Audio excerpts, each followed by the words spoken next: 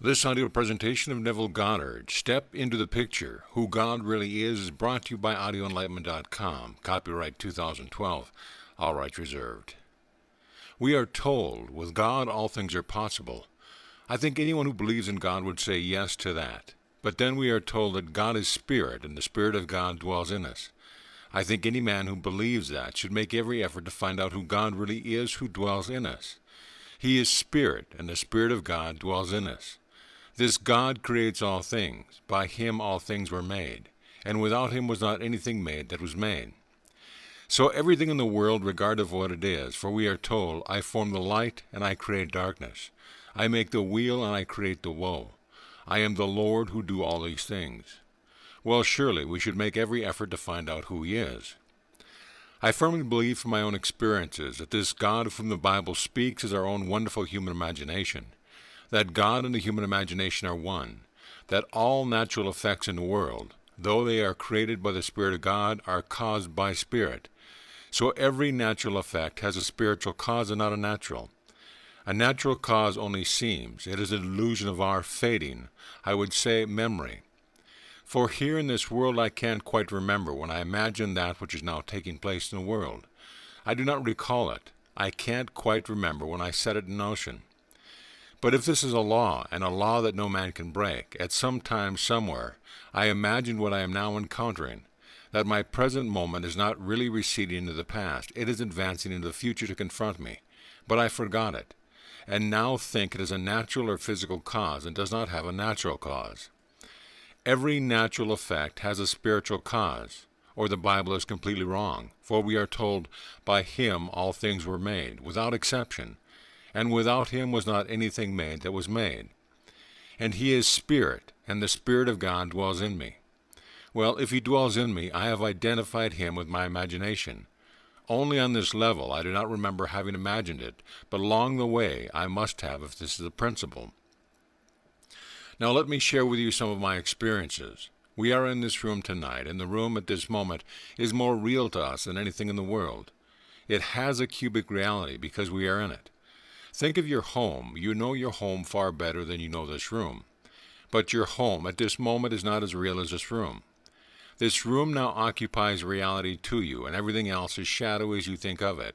Why is this real? Because you have entered it. You are in it. You occupy it. This I know from experience. Sitting in a chair, suddenly I am seeing what reason tells me I should not see. I am seeing what seems to be the interior of a home. Or lying on my bed, I see the interior, or it seems to be, of a great hotel. An unoccupied suite ready for occupancy, but not occupied. It was just as vivid as any painting of a great artist. An artist would give the impression of a three-dimensional picture. We know, for reason tells us, that it is on a flat surface. It is simply depicting 3 dimensions, but it is all on a flat surface. Well, while seated in a chair or lying on my bed, my consciousness follows vision, and I entered that room. I actually occupied it. I came back to where I was seated on one occasion, to where I was lying on my bed on another, and then I went back, and again it took on cubic reality. I came back knowing exactly what I am doing, and knowing this whole thing makes no sense whatsoever to the rational mind. But I cannot deny what I am experiencing. Here I have the evidence. No one to share it with me, but I have the evidence. I came back and then went back into the picture. At the moment I entered the picture, I took on cubic reality, and after doing it maybe a dozen times or more, I said to myself, I am going to explore. This time I am going right up into it and remain there and explore, which I did. So I stepped into the picture, and as it closed around me from my bed, it seemed to be 30 by 20. But when I stepped into it, determined this time to keep going regardless of consequence, it closed around me, a third of what it seemed to be as I looked at it from my bed. So 30 by 20 became 10 by 7. I found it to be a dressing room of a huge, wonderful suite ready for occupancy. No one was in it. I am the only occupant now. I came out by opening a door. I didn't go through by some vapor. I actually opened the door, and to myself it was solidly real, just like the man who's talking to you now. My hand could open a door, and the door was solid and it was real. And I went through the door. I entered the corridor. It was a nice, wide corridor, dimly lit. At the end of the corridor, intersecting it, was a brilliantly lit corridor. I walked down to the very end, and when I got to the end, here is this luminous, wonderful corridor. I saw two ladies coming down the corridor. I knew exactly what I was doing. I knew how it began. It began by seeing what seemed to be just a vision like a painting. I knew that I left my bed, my consciousness following vision, and entered the painting, and the painting took on cubic reality. I knew it, so I called that a dream. Knowing it began as a dream, I said to myself, it still has to be a dream. But I am dreaming now awake. I am not dreaming sleeping, I am fully awake, and it is a dream. And I said to the ladies as they came by, ladies, this is all a dream. They did exactly what any nice lady would do, a stranger standing in a corridor and saying to them, this whole thing is a dream. They thought they were looking at a madman, so they got as far removed from me as they could, and got right next to the wall. But the wall was so solidly real, as that wall indicating, they couldn't go through it any more than I could. While looking at them, and they were frightened to death, they walked quickly by, and then I saw something hanging like a chandelier. It reminded me of an object that I had seen about 6 months before in a friend's home, and he said to me, you can hardly tell that this thing is suspended. If you look closely, there is an invisible thread that connects it to the ceiling. So I looked, and I did see that very little thin thread connecting it to the ceiling. Then I was convinced. Well, it is a dream. This is a memory image of what I saw in my friend's home. So again I said to the ladies, look, this must be all gossamer. But as I held it, it was solidly real. It was just as solid as this body. That surprised me. They kept on moving, and they moved rapidly towards the end, and here I am, holding this thing in my hand. I took my hand off and said to myself, now you know it began as a dream, Neville, and this still has to be a dream. All ends run true to origins, and the origin of this experience of yours was a dream. So you must be a dream. But it is not a dream. I am just as awake as I am now talking to you as I was talking to those ladies. When they got to the end, they looked back at this mad person, and in their eyes I was mad, and they simply disappeared by stepping down a few steps into what undoubtedly was the great reception room, the foyer of a huge big hotel. Then I said to myself, you know, how are you going to get back? How are you going to get back? There is no road leading back to the bed at which you left your body. You have unfinished business. You have a wife and an uneducated daughter who has the ambition to go to college, and she's now only in high school. And you have left inadequate funds to take care of your obligations to your wife and daughter. You've got to get back. How to get back? I couldn't go through the door that led from the suite of the rooms into the corridor and find any exit from there back to where I lived in Beverly Hills. What on earth am I going to do? I knew reason told me that I don't get back within a very short time. They will find the body on the bed, and they will have to examine it, and they will declare it a heart attack or something, and they've got to find a physical cause for it. And here I am looking at something entirely different. It will die, all right, if I don't get back. So I must get back. Then I remembered a similar experience that happened years before when feeling brought me back. Feeling awoke me in a dream. I found myself on a beach. It wasn't Barbados. It was more like the Pacific Islands. I have not been there, but I have been born in the tropics, so I knew exactly what they must look like. But it was not the West Indies, it was the East Indies. And here I know I am dreaming. I thought to myself, I wonder if I held a physical object and forced myself to wake, if I would wake. So I tried it. I held onto a pile driven into the beach there, a solid mass of cement. As I held it, I said, I am not going to let go. I am going to wake right here. So I held it, and as I held it, I said, come on, awake. You know you are dreaming. And I felt myself come to as a person comes to when they are awakened in the morning. I awoke, and there I am, completely awake, wading in the water, holding on to this object. Then I went towards the beach, and a strange, peculiar animal approached me, and it scared me. I got back through fright, and I woke in that water through feeling. Now, I'm not afraid of what I am doing. My only concern is to get back and take care of my obligations in life, which is my wife and my daughter. Now, how to get back? I am not afraid. I said I can't frighten myself because I am not afraid. But I thought feeling would do it. So I closed my eyes, and I imagined that my head was on a pillow. And I could feel the pillow, and then after a little while, when I opened my eyes, I am still standing in the corridor. I tried it again, and then by the third time as I tried it, I could feel something under my head. I allowed that to remain, and suddenly I could feel it. I tried to open my eyes, and I couldn't this time. Instead of standing as I am now, perpendicular, I feel I am lying horizontal. So I felt. Well, I must be back now, but I couldn't move my body. The body was cataleptic, and I am frozen like this. Then in about, maybe 20 seconds or so, I could move this little finger. I couldn't open my eyes. In a little while I could move from the elbow down, and then, with tremendous effort, I could move my arm. And I pushed it out to feel the warm body of my wife. Then I knew I was back, but I hadn't yet been able to open my eyes. Then, with tremendous effort, I could open the lid and see the familiar objects in the room that I had left behind me. Then I knew what makes everything real in the world. The Spirit of God dwells in me, and He is my own wonderful human imagination. I walked into a thing that I could only see lying upon my bed. Entering that state, it took on a cubic reality. God made this world real by entering it, as we are told. He is not only translucent, I would say. In a translucent manner, we are told, He is above all. He is also through all, and He is in all. If He is through all, He is omnipresent. If He is in all, He is immanent. Then I am told, He dwells in me. He is in me. He is in you. He is in everyone. Am I now confined to this little place here on the podium? I am not. I proved that last night. I have proved it unnumbered times since I am not actually confined to where this body is. I dwell in it, and He who dwells in the Spirit of God, and the Spirit of God is my imagination. I have proven to my own satisfaction that my imagination can travel. I don't have to stand here and think of my home. I can stand here and penetrate my home, leaving the body here as I did on the bed, and penetrating the home. The home becomes a cubic reality, as it will tonight when I take this body home and enter my door. The house is a cubic reality, but must I wait until I get home tonight in this body to give it that?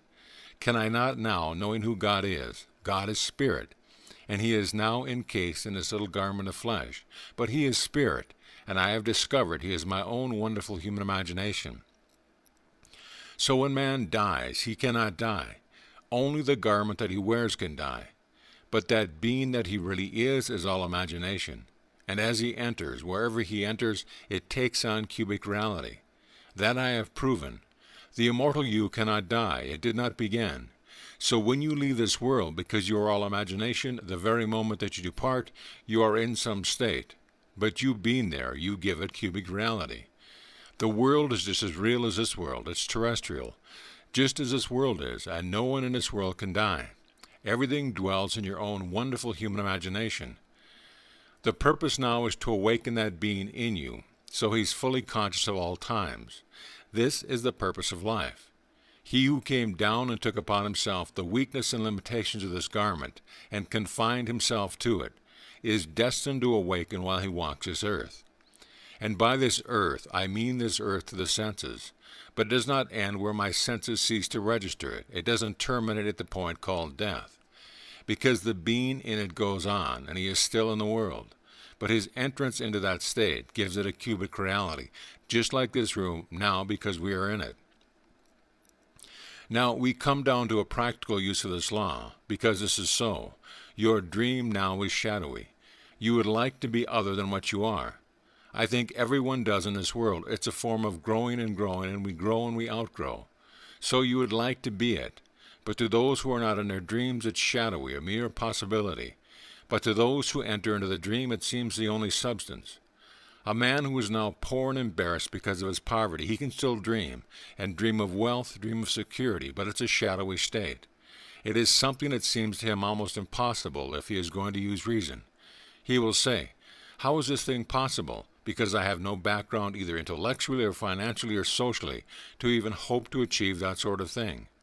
But if he knows who he really is, the Spirit of God who creates all things dwells in him, and that he can detach the indwelling being from the body that he wears, and actually enters his dream, the dream will take on reality, and if he persists in it, it will objectify itself in this world.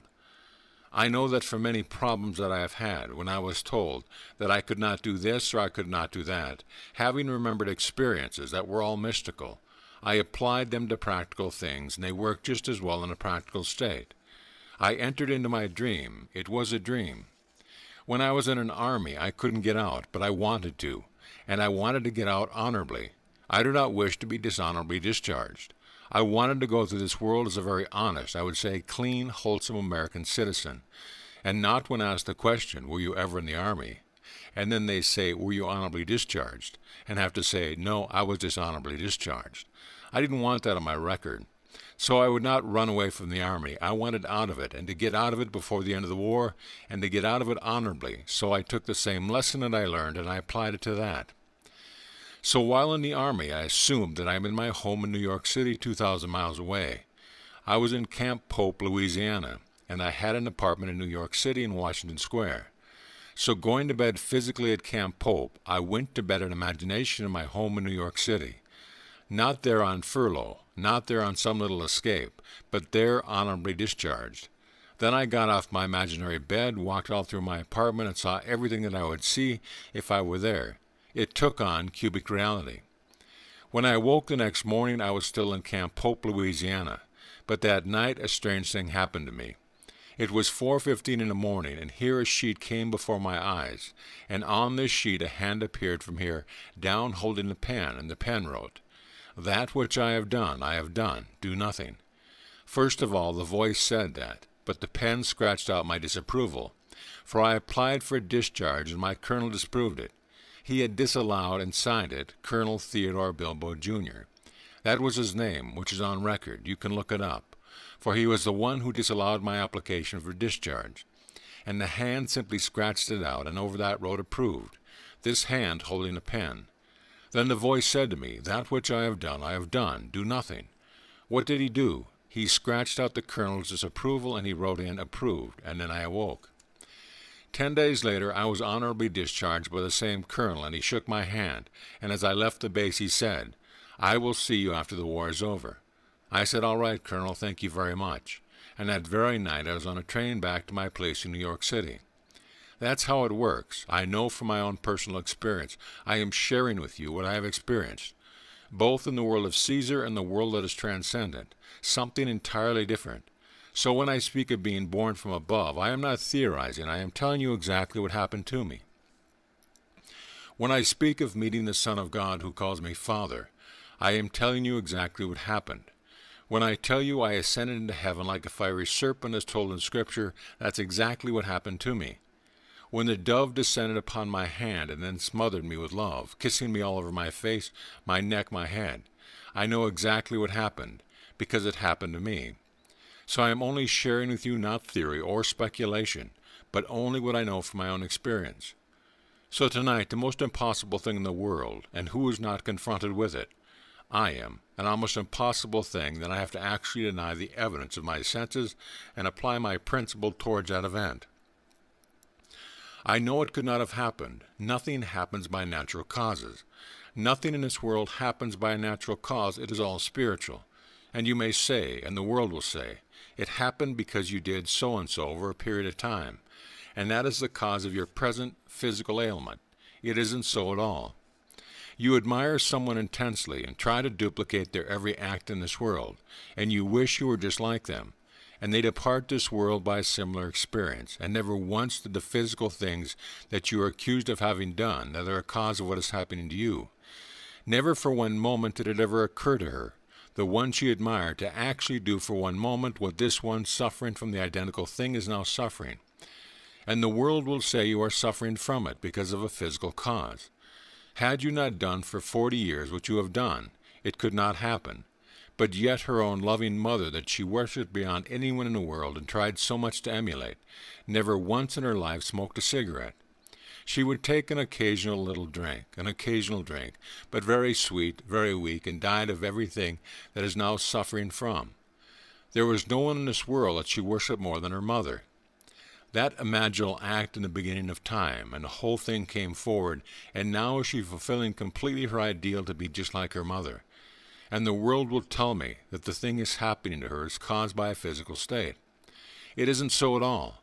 I could duplicate that and multiply it by the unnumbered numbered, if man only had a memory that could retain the imaginal acts of the past. Every natural effect has a spiritual cause and not a natural.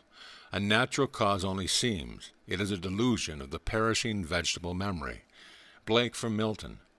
If man could only bear in mind that every simple little imaginal act sends a quiver through omniscience, right through omnipotence, and right through immanence, so the whole thing is like a huge big computer, your imaginal act instantly is added to the sum total of it all, and instantly the whole thing is changed, and the world is reflecting every imaginal act in this world of man, and keeping it all perfectly recorded, so that there is no such thing as a natural cause, it is all a spiritual cause. All things were made by him, and without him was not anything made that was made. And here, where does he dwell? He dwells in us, for he is Spirit, and the Spirit of God dwells in us. He dwells in us, and I have by experiment discovered what that Spirit is. And I tell you from my own experience, the Spirit of God and the human imagination are one. They are not two. So when you depart this world, your reality, which is the Spirit of God, is your own wonderful human imagination, and that gives cubic reality to everything in this world if you enter it. Now the secret is to enter it. Can I enter the state of my wish fulfilled? Those other states were simply experiments. Can I enter the state of the wish fulfilled? I have done it on several occasions. I have. When it seemed essential, I did it. If someone asked of me, I tried my best to do it. And how do I do it? By feeling. As we are told in the 17th chapter of Acts, happy is the man that feels after him and finds him. He is speaking now of God, for in him we live and move and have our being. He was just through speaking to the Athenians. He said, O men of Athens, I see that you are very religious, but I notice over your temple an inscription to an unknown God. Now the one you worship is unknown. I will reveal to you, for he is not a God afar off. He is near, that you may feel after him and find him. For in him we live and move and have our being. So the God of whom I speak is never so far off as even to be near. For nearness implies separation. No matter how near he is, that's not the God. He can't be near because I am he. Be still and know that I am God. This is what you are told in the 46th Psalm, the 10th verse. Be still. Why? That you may know I am he. I am God. So the fundamental sin of Scripture is the lack of faith in I am he. As you are told, you will die in your sins. That is, you will die missing the mark unless you believe I am he. And before the world was, I am. Before Abraham was, I am. So I am can't be near. That's the core of my being. I can say I am a man, and that's something near. I have a hand, that is near. I am rich, that is near. I am poor, that is near. But before I can say anything, I must first establish a sense of being, and that is I am. So I must first be before I can be anything in this world, and so the lack of faith in that reality is the fundamental sin. So here I share with you what I have discovered. I have discovered that your own wonderful human imagination is the Spirit of God, and that you can enter any state in this world. And on entrance, it ceases to be a flat surface depicting reality. It is reality. Why? Because you are the reality who dwells in it. Wherever you are, things are real. If you are not in it, then they are not real. They go to their flat surfaces. And all things exist in human imagination. We are called upon to select that state in which we will dwell, the state that we will enter and make real in our world. And I do it by simply feeling. What would the feeling be like were it true? How would I feel were it true? And how would I see the world were it true? Then I feel myself into that state and try to give it all the tones of reality, all the sensory vividness that I can. If I can give it sensory vividness and the tones of reality, even though I do not see it, it will work. But sometimes it becomes so vivid and so intense you do see it. The whole thing opens, your eye opens, and the whole thing is real. And then you are an entirely different world, the world of your dreams, for because you entered it, it is real. But whether the eye opens or not, it will still work, may I tell you. This is a law spoken of in Scripture, and because no creator in the world exists but God. He is the only one. He has to create good and evil. If there is no good and evil, God does it. If there is darkness and light, God did it. He said, I kill and I make alive, I wound and I heal, and none can deliver out of my hands. We think a devil kills and God makes alive, that the devil wounds and God heals. It's God who kills and God who wounds, and God who makes alive and God who heals. There is only God. Read it in the 32nd chapter of Deuteronomy. I, even I, am He, and there is no other God beside me. I kill and I make alive, I wound and I heal, and none can deliver out of my hands. And the God spoken of in one of the chapters seated here in everyone who is seated. For that one in you is the Spirit of God, and the Spirit of God is your own wonderful human imagination. So blame no one in this world for anything that befalls you. It's too late to share with you an experience of mine last Sunday morning, but I will on Friday. I asked for it. I awoke at 1:30, and thinking of many things concerning my dear wife, I asked for some wonderful experience now, and then fell asleep. And it came in the most glorious manner when I was waking at 6:15. I ran straight to my yellow pad and wrote the whole thing down. It was the most vivid experience and answer. Because I wove myself into an experience, it had to take place. What experience it would be, I left it in the depths of my own being to decide that. But give me some wonderful experience this night and answer to something, and then come the most glorious experience. And when I wrote the whole thing down, it's too long to tell tonight, I will tell you on Friday if you are here, or whether you are here or not, I will tell it on Friday.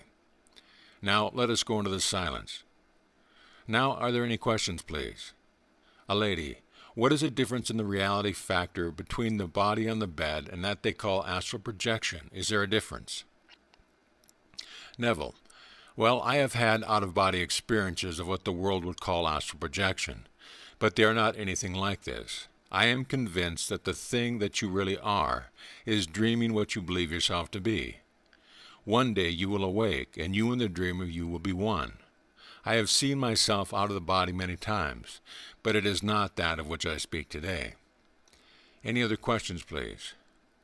If you have time, I would like to hear again the story that you told about an experience you had in the past, where you tried to get through a wall and you couldn't get through it.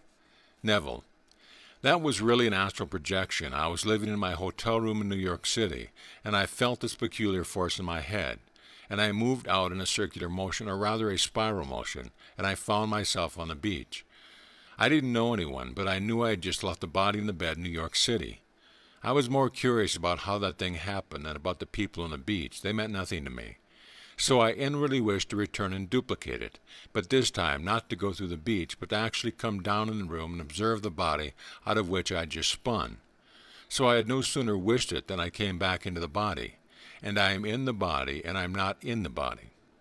But now the same motion is taking place, the same intensity, but this time, as I whirled out in a spiral motion, I willed myself to come back into the room and not go elsewhere. I wanted to see exactly how this thing works, so I came into the hotel room, and there was a body on the bed. The face is covered with a cloud. There are breaks in the cloud, and through the breaks in the cloud I can see my face, but only through breaks in the cloud. And here I am looking at this thing. I call it a thing because the reality is looking at it. That which I always believed to be my only reality. Myself that I shave in the morning, and I bathe in the morning, and I feed all through the day. That's only an envelope. I am the being looking at it. Well, I figured, now if I'm out now, I'm spirit. Therefore I could easily go through the wall, and so I ran towards the wall and ran at it and bumped my head. I came back and was thinking to myself, that's crazy. Spirit, there is a thing that should bump its head, not me. I ran again, and I bumped my head again. I came back at this time. I said, now there must be some way that it can be done, because I am spirit. I imagined myself out of that room, and instantly is where I imagined myself. The mere fact that I saw the wall as a barrier, it was a barrier to me, and so, trying to go through it, I was going against my own rational mind, and so I bumped it. But when I stood in the room, not going through any wall or any door, I simply imagined myself elsewhere, and I was elsewhere. So how I learned the lesson with a good bump. Now that was an involuntary projection. I had many voluntary ones, but I'm not talking about that. That is behind me now. That is like child's play. I am speaking of God in us, who is called in Scripture Jesus Christ. For the divine body of God is your own wonderful human imagination, which is one with God, who is Jesus Christ. That's the Lord. And may I tell you in the end, although all these bumps and these horrors of the world in the end, He is infinite love. He appears at first as power, destructive violence, but in the end it was love behind it all, just sheer love, nothing but love in the end, and that is God. End of lecture.